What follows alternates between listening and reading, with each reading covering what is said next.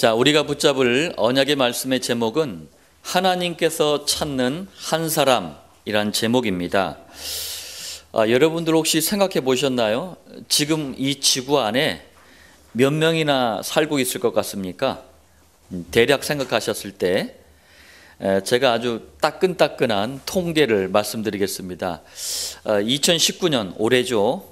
5월 13일 오후 5시 정확하게 시간까지 나와 있는데, 바로 지난달 통계를 보니까 전 세계 인구가 77억 362만 8,885명 이렇게 집계가 됐습니다.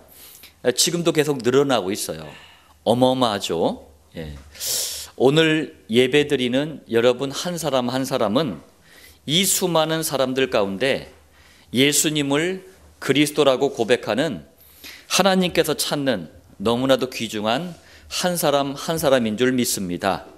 오늘 이 말씀의 성취를 여러분들 당대와 후대의 삶을 통해서 누릴 수밖에 없는 증거로 충만하시길 바랍니다. 자, 서론입니다. 지금 77억 명이 넘게 살고 있는 이 세상이 여러분들 왜 자꾸 어려움을 당합니까? 이유를 우리가 좀 알아야 되겠어요. 잘난 사람도 많고 돈 많은 사람도 많고 뛰어난 사람도 많은데 왜 세상은 자꾸 어려워집니까? 또 지금 대한민국과 전 세계 교회들이 상당하거든요. 역사상 이렇게 많은 교회들이 있었을까 싶을 만큼 교회당도 많습니다. 그런데 왜 시대에는 자꾸 재앙이 끊이질 않습니까? 이유가 도대체 뭡니까? 얼마 전에도 지금 유람선 하나가 침몰해가지고 또 많은 사람들이 사망하는 사고가 있었습니다. 왜 그러냐고요? 간단합니다. 교회가 절간에서도 만들어낼 수 있는 윤리적인 사람, 도덕적인 사람을 자꾸 만들어내서 그래요. 전국 대도시를 순회하면서 증문즉설이라는 이 강연을 하는 법륜 스님이라는 사람이 있어요. 사람들이 얼마나 많이 몰리던지, 물론 뭘 막 주더라고요. 주기도 하더라고요. 그래서 하여튼 사람들이 많이 모이는데 저도 한번 이제 들어봤어요. 근데 답도 없으면서 마치 답이 있는 것처럼, 너무 입담이 화려한 사람이에요. 말장난을 하더라고요. 그런데도 불구하고 해답이 없으니까 그거라도 들어보려고 너무나 많은 사람들이 몰려 있었어요. 이 사람이 말하는 해답은 뭐냐? 결국 그 얘기예요. 윤리적인 인간, 도덕적인 사람, 이거 돼야 된다. 그 얘기하는 거예요. 교회가요, 성당에서도 얼마든지 만들어낼 수 있는 사랑을 실천하는 사람, 구제하고 봉사하는 사람을 교회에서 만들어내기 때문에 그래요. 교회가요, 이슬람교도 만들어낼 수 있는 거룩하고 경건한 사람을 똑같이 만들어내서 그래요. 교회가요, 통일교, 여호와의 증인, 안상홍 증인의 하나님의 교회, 신천지 등등등 이런 사이비 단체에서도 얼마든지 만들어낼 수 있는 인격적이고 수준 있는 사람을 교회가 똑같이 만들어내서 그래요. 혹시 여러분들 중에 아니 목사님 이런 사람 만들어내는 게 나쁩니까? 물론 나쁘지 않아요. 그러나 이런 사람을 찾는 게 아닙니다. 누구나 다 아는 상식, 학교에서도 얼마든지 배울 수 있는 상식적인 인간, 그런 사람을 찾는 게 아니에요. 세상은요, 상식적인 사람이 없어서 재앙을 당하는 게 아닙니다. 세상은요, 상식적인 인간이 없어서 어려움을 당하는 게 아니에요. 하나님께서 정말 찾는 사람이 세상과 사람들을 살릴 수 있습니다. 자, 오늘 이 서론의 말씀을 여러분들 마음에 담으시면서 본론 첫 번째입니다. 하나님께서는요, 언제든지 그랬어요. 이건 차별이 아닙니다. 다수를 염두에 두고 다수를 살리기 위해서 항상 소수를, 한 사람을 부르셨어요. 여러분들이 이 말을 잘 이해해 보시길 바랍니다. 성경과 교회사를 보면 항상 그랬어요. 지금도 마찬가지입니다. 다수를 살리기 위해서 한 사람을 찾으시는 거예요.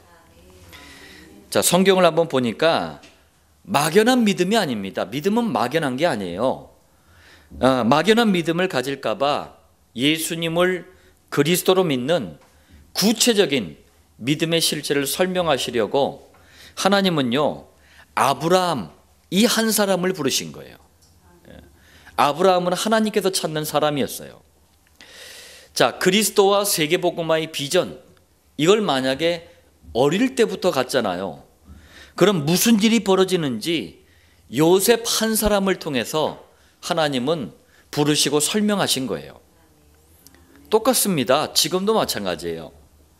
하나님 떠난 원죄, 마귀의 자녀라는 신분, 지옥 가야 할 운명, 이 문제는 반드시 유월절 어린 양의 피, 이게 설명하는 게 뭡니까? 그리스도의 십자가의 피예요. 이것만 가지고 해결할 수 있다. 이 사실을 설명하려고 모세 한 사람을 부르신 거예요. 시대의 많은 사람을, 다수를 살리려고 소수를, 한 사람을 부르시는 거예요. 자, 그리스도를 아는 정치인이 나오면 무슨 일이 일어나는지 이거 설명하시려고 그 많은 사람 중에서 다윗 한 사람을 하나님께서 부르신 거예요. 예전에 박주영이라는 축구 선수가 있었어요. 이 선수가 골을 정말 잘 넣거든요. 골을 넣을 때마다 하나님께 기도하는 기도 세레모니를 딱 한 거예요. 그랬더니만 막 전 국민이 이것 때문에 굉장히 그 교회에 대한, 복음에 대한 이미지가 굉장히 좋아졌거든요. 그러니까 난리가 난 거예요. 어디서? 절간에서 난리가 난 거예요. 조계종에서 막 항의를 했어요. 공식적으로 그 대한축구협회도 공문까지 보냈어요. 아니, 축구 선수가 골 넣었으면은 그냥 즐거워하면 되지, 왜 자꾸 기도를 하냐? 그럼 목탁 가져와서 목탁 칠까요? 예. 하여튼 기도 세리머니 것 때문에 조계종에서 하여튼 뭐 시비를 걸고 난리가 아니었어요. 예수 믿는 축구 선수 한 사람 나와도 이 정도인데 정말 복음하는 정치인이 나온다. 무슨 일이 벌어지겠습니까? 저는요, 우리 임마누엘 교회와 7천 목장을 통해서 복음 가진 우리 구루터기들이 정치로도 나가야 된다고 생각이 들어요. 뭐 요즘 나오는 뭐 기독당 그런 이상한 당 말고 목사가 무슨 정치를 합니까? 한창 맛이 가버렸어요. 그런 얘기가 아닙니다. 이 얘기는. 자, 전도자의 영적 권세가 얼마나 대단한지 이거 사람들에게 알게 하려고 하나님은 엘리사 한 사람을 부르신 거예요. 또 그리스도 안에, 전도 안에, 제자 안에 인생의 모든 축복이 다 들어있다. 이것 많은 사람들에게 알게 하려고 하나님은 바울 한 사람을 부르신 거예요. 자, 그리고 복음의 비밀을 아는 후대, 그루터기가 얼마나 중요한지 이걸 설명하려고 하나님께서는 디모데라는 한 사람을 부르신 거예요. 저는 임마누엘 교회 7천 목장에 다니면서 그렇게 얘기합니다. 저를 만난 사람은요, 둘 중에 한 사람이라고 얘기를 해요. 첫 번째, 인생 살면서 그래도 100년 남짓한 인생 살면서 가장 확실한 복음 한 번쯤은 들어봐야 되는 거 아니냐, 이런 부류가 한 부류예요. 또 하나는 뭐냐? 제자입니다. 전도자입니다. 하나님께서 저를 만나게 하셨다면 마지막 때 진정한 복음 회복, 기도 회복, 전도 회복, 이걸 위해서 저 한 사람을 부르셨고 여러분 한 사람을 저는 부르셨다고 저는 믿습니다. 여러분들이 일에 증인되시길 바랍니다. 자, 본론 두 번째입니다. 그렇다면 하나님께서 찾는 한 사람 도대체 누굽니까? 좀 구체적으로 좀 보겠습니다. 첫 번째로 하나님께서 찾는 한 사람은요, 인생에 너무나 많은 문제가 있어요. 이 수많은 문제가 도대체 어디서부터 오는 줄 알고 그 수많은 인생의 문제를 해결하는 유일한 해답, 그게 복음이잖아요. 이걸 가진 사람을 하나님은 찾는 거예요. 자, 좀 풀어서 설명해 드리겠습니다. 정직하게 살아. 너무나 정직해. 그런데 지금 정직과 상관없이 모든 사람이 저주와 재앙을 당하고 있어요. 이게 어디서 오는 줄을 몰라. 성경은 말씀합니다. 하나님을 떠난 원죄, 조상들의 우상숭배죄, 그리고 스스로 알아서 짓는 자범죄, 이 죄의 대가로 저주와 재앙이 오는 거예요. 이걸 해결하는 유일한 해답이 복음입니다.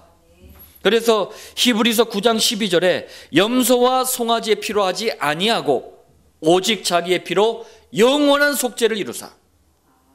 이 말씀을 알아듣는 사람이 복음 가진 사람이에요. 이 사람이 하나님께서 찾는 한 사람입니다. 자, 정말 다들 너무나 열심히 살아요. 제가 이제 정기적으로 계속 서울 가잖아요. 서울 가서 복음 전하는데 서울 갔다 올 때마다 하는 생각이 뭐냐면은 서울에 살면은 생각이, 이 마음이 정상적으로 살기가 힘들겠다, 이런 생각이 들어요. 아니, 서울이 도시 중에서 제일 큰 도시가 아닙니다. 도시 면적이요, 우리나라에서 3번째인가 4번째 돼요. 더 큰 땅들이 있다는 얘기예요. 그런데 그 3, 4위 정도 되는 그 땅에 인구의 3분의 1이 모여 사니 그게 정상입니까? 그러니까 너무나 많은 사람들, 너무나 많은 것들, 너무나 복잡함들이 있는 거예요. 그 속에서 복음 없이 살아가니 아무리 열심을 다해도요, 실패와 고통이 떠나질 않는 거예요. 그런데 그 실패와 고통이 어디서부터 오는 줄을 몰라요. 성경은 얘기합니다. 마귀라는 존재를 꺾지 못하면, 추방하지 못하면 실패와 고통을 해결할 수가 없어요. 이 마귀를 해결하는 유일한 답이 복음이에요. 그래서 요한일서 3장 8절에 하나님의 아들이 나타나신 것은 마귀의 일을 멸하려 하심이라. 이 말을 알아듣는 사람이 바로 복음 가진, 하나님이 찾는 그 한 사람이에요. 자, 정말 최선을 다합니다. 너무 최선을 다하면서 살아요. 저희 부모님 세대, 또 지금 우리 세대 나름대로 최선을 다합니다. 그런데 어느 날 어느 자리에 딱 가보면, 어느 시간표에 딱 가보면 남는 게 뭡니까? 허무해요. 방황이 돼요. 왜 그렇습니까? 지옥 운명으로부터 오는 이 문제를 사람들은 모르는 거예요. 하나님께서는 이 문제에 대한 해답으로 주신 유일한 답이 뭡니까? 그게 복음이에요. 자, 그래서 요한복음 14장 6절에 내가 곧 길이요 진리요 생명이니 나로 말미암지 않고는 아버지께로 올 자가 없느니라. 이 말을 알아듣는 사람이 하나님께서 찾는 한 사람입니다. 자, 정리하자면 원죄 사단 지옥 문제는요, 그리스도가 아니면 해결이 안 돼요. 이 그리스도로 오신 분이 예수님이에요. 그래서 이걸 간단하게 예수는 그리스도라고 하는 겁니다. 이걸 복음이라 그래요. 그래서 복음은 유일한 해답입니다. 하나님께서는 바로 이 복음을 가진 한 사람을 찾고 계시는 거예요. 두 번째, 하나님께서 찾는 사람은요, 그냥 막 죽어라 기도하는 사람이 아닙니다. 정성껏 세게 막 간절히 막 열심히 막 굶어가면서 이런 사람을 찾는 게 아니에요. 복음이 담긴, 여러분들 말에 주의하시길 바랍니다. 복음이 담긴 강단 말씀을 약속으로 붙잡고 기도하는 한 사람을 찾는 거예요. 자, 제가 말에 주의하라 그랬습니다. 이게 왜 중요하냐면요, 여러분들 지금 이 동일한 시간에 한국과 전 세계 교회들이 예배를 드립니다. 그런데요, 다 똑같은 예배가 아니에요. 분명히 성경에는요, 가인의 예배가 있고 아벨의 예배가 있대요. 막 모이는 사람도 다양하고 목사도 다양하고 교회도 다양한데 분명하게 구분이 됩니다. 아벨의 예배가 있고 가인의 예배가 있어요. 차이가 뭡니까? 복음이에요, 복음.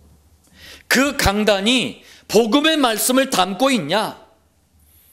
그때만이 가능한 기도가 이 기도입니다. 어떤 기도가 가능하냐? 내 소원을 아뢰는 게 아니고 하나님의 소원을 기도하는 기도가 이 강단에서부터 시작이 되는 거예요. 강단이요, 가인처럼 종교화되잖아요.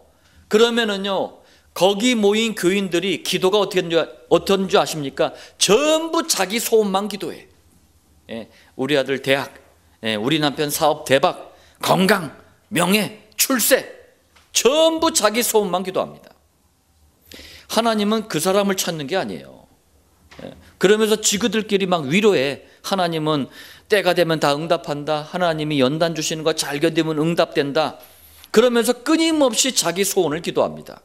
하나님의 소원을 몰라요. 강단이 그만큼 중요한 거예요. 자, 또 내 마음대로 기도하는 게 아닙니다. 강단이 종교화되면은요, 자기 마음대로 기도해요. 그게 아니고 하나님의 마음을 살펴요. 그러면서 그 마음을 품고 기도합니다. 그러니까 별 노력 안 해도 뭐 별 기도하는 것 같지도 않은데도 기도가 평안하면서 또 기도가 응답이 되는 거예요. 자, 또 강단이요, 여러분들 종교화되잖아요. 그럼 자꾸 자기 성공, 자기 야망, 그것만 기도해요. 그런데 이 강단이 복음화되면은요, 하나님의 눈물이 어디를 향해 있는지, 하나님의 눈물을 가지고 기도하는 거예요. 또 강단이 종교화되면은요, 자기 계획만 가지고 기도하는 거예요. 그러니까 하나님은 막 노력하는 자에게, 최선 다하는 자에게 역사하신다, 막 그냥 밀어붙이는 거 이러면서, 그러면서 온갖 계획을 다 세워요. 막 돈, 사람 막 끌어모아 가지고 막 착착 계획을 세웁니다. 그래 놓고 하나님께 이거 응답해 주세요 그래요. 하나님이 비서야. 복음을 딱 갖잖아요. 복음의 강단의 말씀을 받잖아요. 그러면은요, 하나님의 큰 계획을 바라보는 눈이 열려요. 하나님의 크신 계획을 바라보면서 그것 가지고 기도합니다. 이런저런 갈급한 문제를 가지고 현장에서 저를 만나는 분들이 처음에는요, 이렇게 얘기해요. 목사님 이 문제, 목사님 이 위기, 목사님 이 어려움 어떻게 합니까? 하면서 난리를 죽입니다. 그러던 분들이 차근차근 복음을 듣잖아요. 그러면은요, 강단 말씀을 붙잡고 기도하는 사람으로 차근차근히 바뀝니다. 그런데 희한해요. 복음만 들었는데 예전에는 막 그냥 막 난리를 죽이면서 막 하늘이 무너질 것 같은 막 그냥 근심 걱정 염려까지 해가면서 막 난리를 죽인 이 사람이 복음만 들었는데요, 희한합니다. 별 노력 안 했는데 하나님이 그 문제를, 위기를, 어려움을 자꾸 손을 보시는 거예요. 그러니까 저한테 복음을 지속해서 듣는 분들은요, 한두 분이 그런 간증을 하는 게 아니에요. 신앙생활이 되어진다라는 목사님의 말씀이 이런 뜻이군요. 그 고백합니다. 여러분들, 기도가 무작정 막 하는 게 아니에요. 어떤 기도를 하는가가 이렇게 중요합니다. 바로 그 한 사람을 찾고 계시는 거예요. 자, 세 번째입니다. 하나님께서 찾는 한 사람은요, 조용히 떠드는 게 아닙니다. 난리 죽이는 게 아니에요. 조용히 자기 자신이 있는 현장이 있단 말이에요. 그 현장에서 조용히 기도하면서 복음으로 사람을 야금야금 살리는 전도자들을 하나님은 찾고 계시는 거예요. 예. 동네방네마다 교회들이 참 많아요.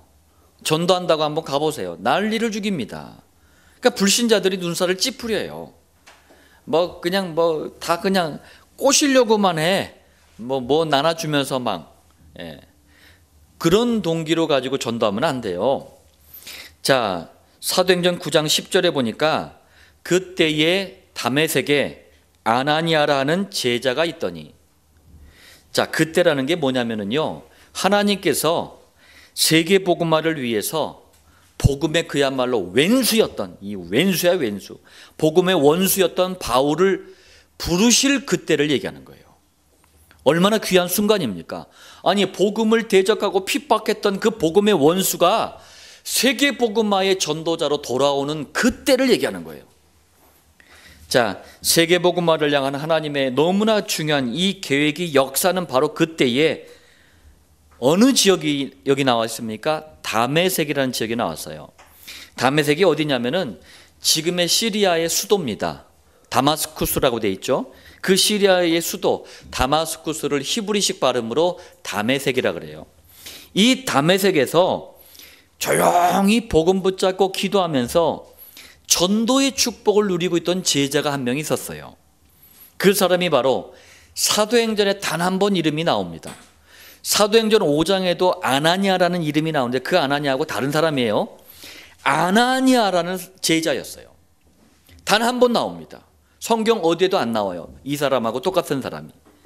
이 아나니아는 하나님이 찾는 전도자였어요. 예. 여러분들이 하나님께서 세계복음화를 위해서 역사하시는 그때에 가장 중요한 그 시간표에 아나니아처럼 똑같은 축복을 누리시길 바랍니다. 이 아나니아가 다메섹에 준비되지 않았다면 하나님은 바울을 그 시간표에 거기에 맡길 수가 없었던 거예요. 예. 사동에, 안산에, 이 대한민국에 여러분 한 사람이 계시지 않다면 하나님은 어떤 영혼도 맡길 수가 없는 거예요. 이 정도로 축복을 누리시길 바랍니다. 사도행전 16장 14절에 보니까 루디아라 하는 한 여자가 말을 듣고 있을 때 주께서 그 마음을 열어 바울의 말을 따르게 하신지라. 자, 여러분들, 바울과 그 전도팀이 로마 복음화를 향해 가다가 빌립보라는 지역에 도착을 했어요. 그때 주님이 직접 하셨대요. 주님이 직접 마음을 열어서 바울로부터 복음을 듣게 한 여성이 있었어요. 그 이름이 루디아입니다. 여러분들, 성경에는요 여성 이름이 상당히 많이 기록이 돼 있어요. 그런데 바울이 전도하던 그때에 여성은요 사람이 아니문이다. 사람 취급을 못 받았어요. 그런데 그런 시대에 루디아는요 바울로부터 복음을 듣고 조용히 기도하면서 야금야금 빌립보 지역을 살립니다. 훗날 이 루디아라는 여성을 통해서 빌립보 교회가 세워져요. 루디아는 하나님께서 찾는 한 사람이었던 거예요. 여러분들이 이 축복을 정말 누리시길 바랍니다. 자, 본론 세 번째입니다. 오늘 본문의 바울이 바로 본론 두 번째 얘기했던 하나님께서 찾는 복음 가진 한 사람이었어요. 하나님께서 찾는 기도하는 한 사람이었어요. 하나님께서 찾는 전도하는 한 사람이었어요. 날씨가 점점 더워지니까 어느 성도님이 저한테 문자를 보냈더라고요. 목사님, 사이다 같이 시원한 하루 되세요. 그러더라고요. 저도 이제 답장을 했어요. 성도님도 콜라 같이 아주 시원한 하루 되게 해달라고 이렇게 저도 답장을 했습니다. 하나님 보실 때 이 바울은요 사이다 같이 콜라 같이 정말 시원한 사람이에요. 자, 보겠습니다. 오늘 본문 사도행전 14장 19절로 20절은요 배경이 있어요. 어떤 배경이 있느냐, 바울이 전도팀을 만들어 가지고 제1차 전도를 떠납니다. 그때 사도행전 14장 8절에 보니까 루스드라에 도착을 해요. 루스드라가 어디냐면 소아시아, 성경에 소아시아라고 되어 있는데 지금의 터키입니다. 터키의 루스드라에 도착했을 때 일어난 사건이에요. 자, 이 바울에게는요 사단의 조종을 받는 복음의 방해꾼들이 늘 쫓아다녔어요. 바울 죽이겠다고 아예 팀을 만들었어요. 어느 정도나 괴롭혔냐면요 사도행전 23장 12절로부터 15절에 보니까 아예 내가 저거 바울 죽이기 위해서 수단과 방법 가리지 않고 내가 죽이겠다, 이런 결사대까지 만들었어요. 한 40명 넘게. 살벌해요. 만약에 우리 유재순 장로님이 복음 전에 유재순 장로님 이제 죽이겠다 해가지고 결사대 40명 만들었다, 얼마나 겁나겠습니까? 설떨리는 일 아닙니까? 이 사람들이요 맹세까지 했어요. 바울 저거 죽이기까지는 내가 먹지도 마시지도 않겠다. 결사대가 이렇게 맹세까지 했다니까요. 자, 이 복음의 방해꾼들이 루스드라에 사는 사람들까지 이제 거짓말로 막 선동을 한 거예요. 저 바울 저거 죽여야 된다. 그러니까 이 복음의 방해꾼들과 루스드라 사람들이 돌로 바울을 친 거예요. 여러분들 소아시아나 이 이스라엘이나 이탈리아, 로마 이 지중해 나라들은요 싹 다 화산지대의 나라들이 많아요. 화산이 터지고 나서 이게 돌로 된 게 뭐 화강암 이런 거 아닙니까? 제주도에 가면 많더만요. 그런 걸로 한번 맞아 보실랍니까? 그거는 돌이 아니라 살인 무기예요. 그걸 맞은 거예요, 바울이. 그러니까 맞으니까 그 자리에서 그냥 즉사한 거예요. 죽은 거예요. 그러니까 사람들이 이제 성 밖으로, 루스드라 성 밖으로 이제 바울을 시체를 갖다 버린 거예요. 그런데 틀림없이 죽은 줄만 알았던 이 바울이 하나님이 다시 이제 살려주신 거예요. 그 여러분들은 어떻게 하겠습니까? 나 죽이겠다고 사람들이 막 쫓아다녀. 그리고 실제로 막 돌로 막 쳐서 나 죽었어. 근데 하나님이 은혜로 살려줬어. 그럼 어떻게 되겠습니까? 도망가지 어떻게 합니까? 정신없이 도망갔을 거예요. 근데 바울이 희한해요. 정신 차리고 나서 다시 또 루스드라로 또 돌아가는 거예요. 아니 왜 이렇게 무모한 짓을 합니까? 상식적으로 도망가야지 왜 이렇게 무모한 짓을 합니까? 왜 그랬을까요? 이유가 있습니다. 하나님께서 찾는 한 사람이 바울입니다. 그런데 이 하나님께서 찾는 바울이 하나님께서 찾는 또 다른 한 사람을 찾았기 때문에 그래요. 루스드라에는요 바울이 전한 복음을 너무나도 귀하게 받아들인 디모데라는 제자가 있었어요. 그래서 바울은 이 디모데를 복음으로 확립시키고 복음으로 이렇게 양육시킨 다음에 그 루스드라를 그 다음날 떠납니다. 이것 때문에 다시 들어간 거예요. 이걸 못했기 때문에.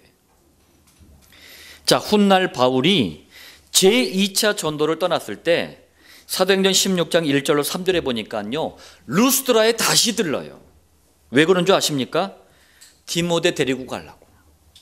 전도와 선교의 동역자로 복음의 일꾼으로 디모데를 그때 양육했기 때문에 그 디모데를 이제 데려가서 같이 전도하려고 거기를 들르는 거예요. 무슨 말이에요? 바울은 계속 마음속에 디모데를 향한 기도가 있었다는 얘기예요. 자, 저는요 참 이런 바울 같은 이런 전도자 참 볼 때 참 감격이 있어요. 참 눈물이 나와요. 야, 바울이 하나님께서 찾는 복음과 기도와 전도의 한 사람이었다면 디모데 역시 하나님께서 찾는 복음과 기도와 전도의 또 다른 한 사람이었던 거예요. 저와 여러분들이 이 축복을 누리시길 바랍니다. 복음 때문에, 기도 때문에, 전도 때문에 하나님께서 너무나 귀하게 보시는 한 사람의 축복을 누리시길 바랍니다. 자, 결론의 말씀입니다. 그럼 하나님께서 찾는 사람, 한 사람이라고 했는데 여러분들 단순히 이걸 딱 한 명, 숫자 한 명 이렇게만 생각하시면 안 돼요. 이건 그런 의미가 아닙니다. 숫자 딱 한 명, 물론 그럴 수도 있는데 딱 그런 의미는 아닙니다. 어떤 의미냐면 많은 사람이 구원을 받고 또 참된 진리이신 그리스도를 알고 발견하고 전달하고, 여러분들 이게 하나님의 소원이에요.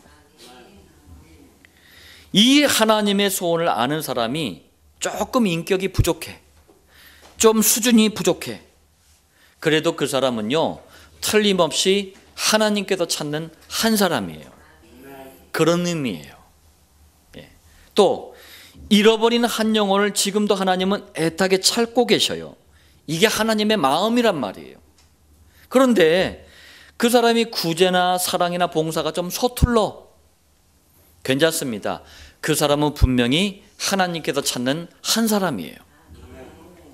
자, 복음을 놓쳐버린 우리 부모님들, 그리고 복음에서 완전히 소외가 되어 있는 우리 후대들, 여기를 향해서 지금 하나님은 눈물을 흘리고 계셔요. 이걸 아는 사람이 있다. 그런데 그 사람이 윤리적으로 도덕적으로 좀 모자라. 그래도 그 사람은 틀림없이 하나님께서 찾는 한 사람이에요. 하나님의 모든 계획은요 전도와 선교, 곧 있어요. 이걸 하나님의 계획이라 그래요. 이걸 아는 사람은 학문과 지식이 좀 모자라도 분명히 하나님께서 찾는 한 사람이에요. 많은 교회들, 많은 목사님들, 많은 평신도들과 저는 다르게 얘기합니다. 그럼 맞습니까? 이게 과연? 성경을 보세요. 얼마나 모자라고 얼마나 부족한 사람들이 많이 나옵니까? 교회사를 보세요. 우리 주변을 보세요. 저를 보세요.